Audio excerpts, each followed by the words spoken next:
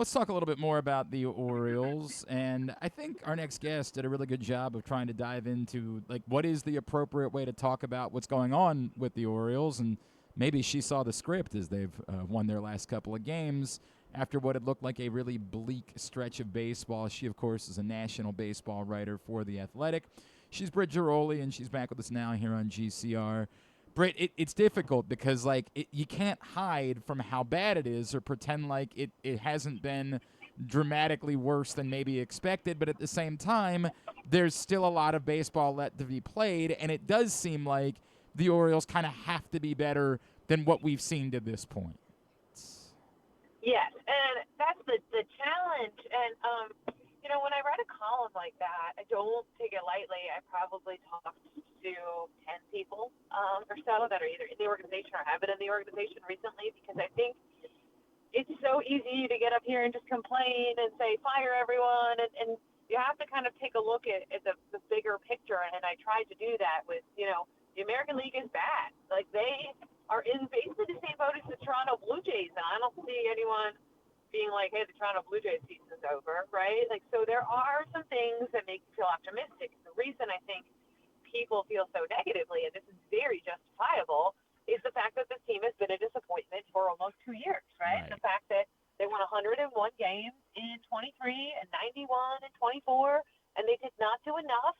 And I think the front office regrets that. And I think when you look at this team, the window was supposed to be now. Fans expected dominance and a dynasty. And so I think to some extent, the Orioles being where they are now, even though they're in the mix for a third wild card, even if they make the playoffs, not enough to just get in anymore, right? Fans have been waiting for this team to be good and to win a playoff game again. So I think it's just a very nuanced, layered thing, what is going on right now. What to you, Britt? What are the biggest reasons why you think there should be more optimism that this isn't the full story of what this Orioles team will be?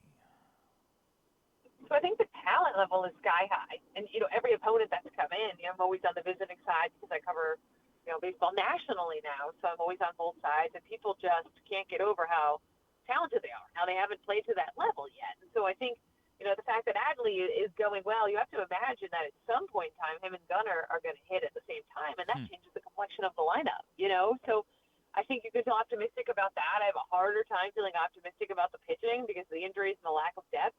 I do think that this front office has shown that they can get a little uncomfortable, and they certainly got a little comfortable this offseason in spending money, right? So will they get, if they're close and kind of in it in July, will we see them be a little more aggressive? Because they know that they can't keep making these, nibble around the margin moves. So I think you could feel a little more optimistic about that. But, on the flip side, there are real problems. There are real concerns about the pitching. There are real concerns about defensively, how they play fundamentally. And I think the comment I got the most from that column in The Athletic is the executive who says they play like a showcase team. And for those who aren't familiar, that's basically just a bunch of really talented guys playing in a perfect game, trying to get drafted, right? Trying to hit home runs and not worried about going first to third or doing the little things right. They're trying to get noticed by scouts. And so I thought that was a really good analogy for how they're playing. And I think that style of play certainly drives Andrew Craig Alvarez nuts. I think that they are trying very hard. You see guys out there every day to correct that defensively. But you cannot be a good team if you're giving up an unearned run a game. And they were on that pace up until a couple days ago. Yesterday was a refreshing style of play. I think if they can get more games like that, they're going to be okay. The question is, can they do that? Can they replicate that? Britt Ghiroli from The Athletic with us here on GCR. We've linked up this column that she wrote on our Twitter account, @GlennClarkRadio, for you to go check it out. Britt, with a couple of those things that you referenced obviously stand out significantly, and I think the question that maybe some Orioles fans have is, where does the accountability come from? And I think there was this hope that maybe Pete Alonso would bring that with him, and we've certainly seen in moments like on Friday night, right, where Gunnar Henderson bobbles the ball and he says, all right, let's all meet at the pitcher's mound because we need to talk about this. This isn't good enough.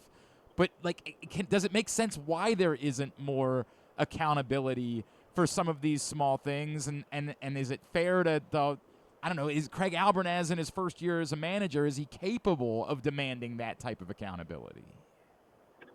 I think he is. I do think Pete Alonso adds a lot of better leadership. I think the issue is these guys in 23 needed that. They needed that in 24. They definitely needed it in 25.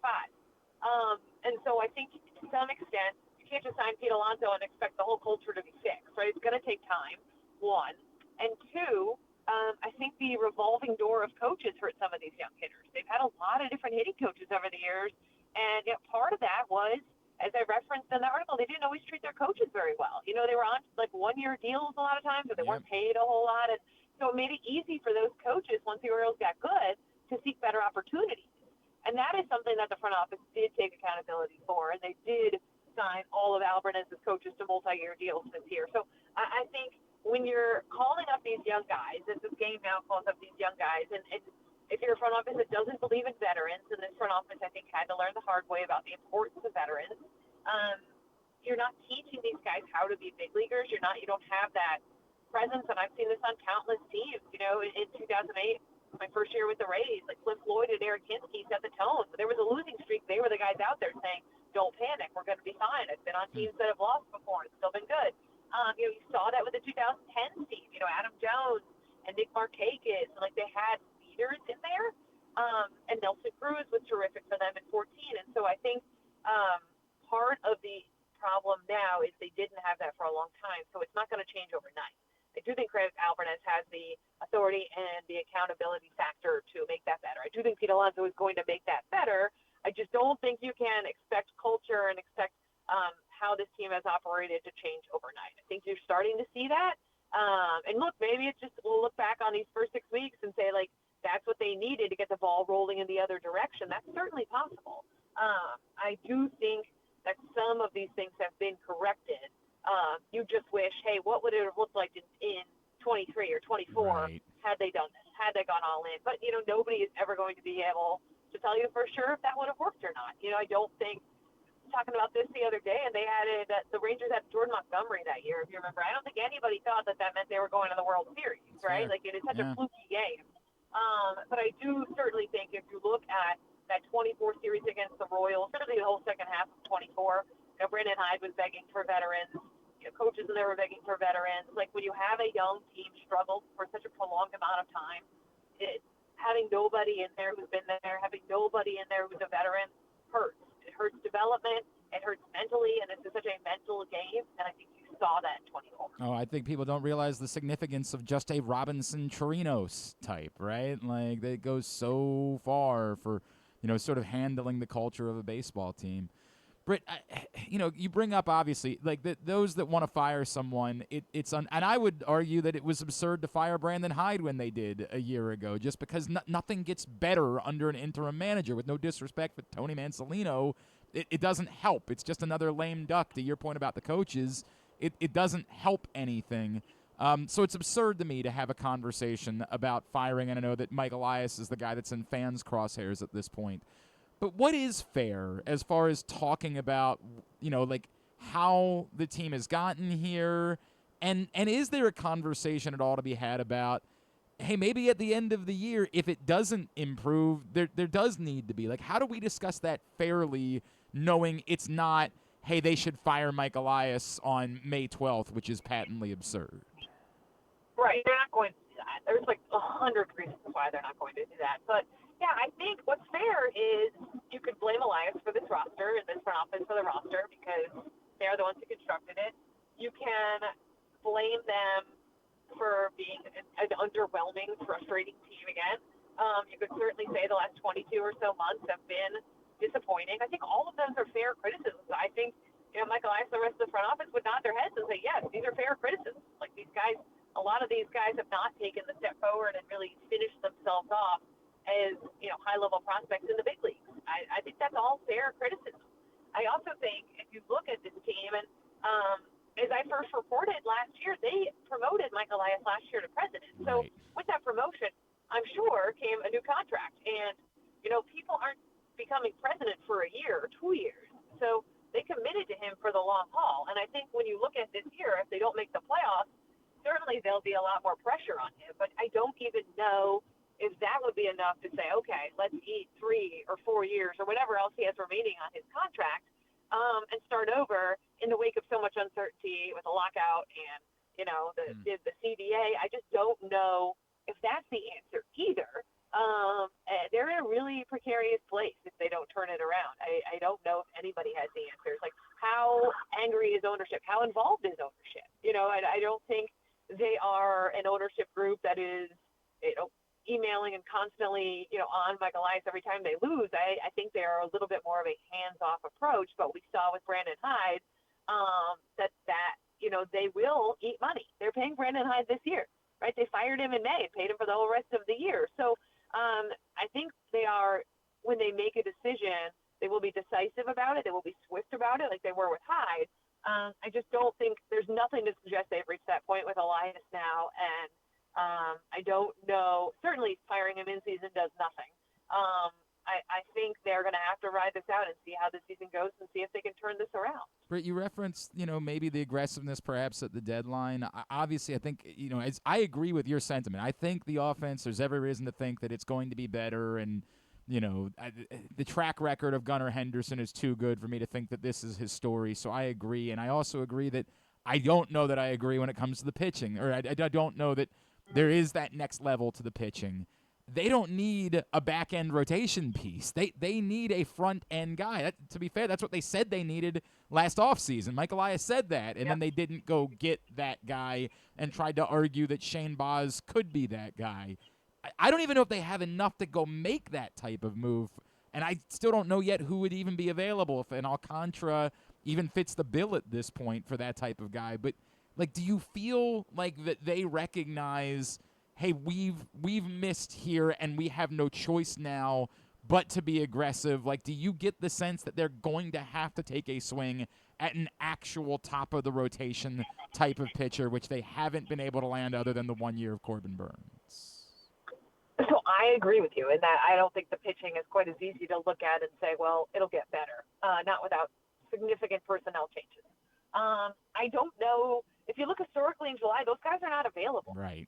These top of the rotation guys. I was talking to another manager recently, and we were talking about the fact that, it used to be kind of draft bats and you can get pitching, and that was the way it worked. But now in the game nowadays, in the modern game, people do not trade pitching, even if they have 10 pitchers, right? Because it's just never enough pitching in the age of guys being hurt all the time, and in pitch counts, and in the fragility of arms. We just don't see teams dealing pitching. Do we see teams dealing starters who haven't been good? Sure. I mean, that's how they got Trevor Rogers, right? But in terms of getting a Corbin Burns type of guy, you're not getting that guy. You look at all the teams that are bad right now. It's not like any of them have this ace. I don't know who you're going to get that's going to make a significant impact. And, you're maybe going to get some bullpen guys and you're going to get some back-end rotation. That's what July is, right? So not getting that front-end guy this offseason really does hurt them. You're going to have to pull like rabbits out of a hat, honestly, if you're going to be able to compete, or you're going to have to maybe supercharge your bullpen and say, hey, let's just get 4 or 5 innings from our starters and go out and add 4 arms and just become like the 2014 Royals, right? You're just going to have to be innovative, because otherwise I don't know how you win, because you are not a team built on run prevention. Pitching and defense was not the core tenet when putting together this Orioles roster. You can't convince me that it was. No, I agree with that. I still don't know that you have a Yordano Ventura in that group to be the 2014 Royals. Maybe Kyle Bradish could turn into that guy as the year goes on, but I get it. Those guys just might not be available. Britt, I know you tweeted about it yesterday. I think the average person probably doesn't understand the significance. Can you explain, as someone who covered this team for a long time, what Nicole Sherry has meant to this organization, and the job that she's done, and her significance also just as a female in a prominent role in baseball? Yeah, I think, first off, to spend 20 years in one major league organization, I don't care what your role is pretty remarkable. And she's been in baseball for even longer than that, since 2001. She was saying to me yesterday, and for her to be the second woman, I think what she has done is she has kind of shown people that this is possible. This is a male-dominated profession. This is a male-dominated role specifically. And I don't think people realize that she is there every game. She is there hours before the game starts, getting the field ready. She's there for hours afterwards. making sure that everything is good for the next day. Rain delays, they're monitoring weather. Like there's so much that goes into her job. And I think that she's going to be missed. She's one of those people who are around the team appreciate. She's kind of somebody that I thought would never leave. But the time comes for everyone. She's got a son in 8th grade she wants to spend more time with. And this job with the State Department was another thing that she kind of had it on her bucket list as something she wanted to do. So, I think the narrative that like she wants out or that this is a sinking ship is incorrect. Nicole has seen some bad baseball in 20 years, right? Like if she was going to get out because the team was bad, like she would have done it a long time ago. Yeah.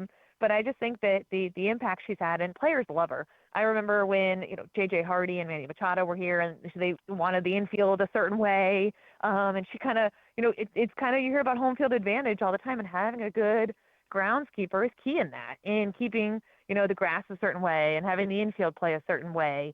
So her impact is going to be missed by people that are around the team every day. Certainly I'm going to miss seeing her as well. So it's bittersweet. It's nice that she's moving on to a really cool role and a role that she's long wanted to do.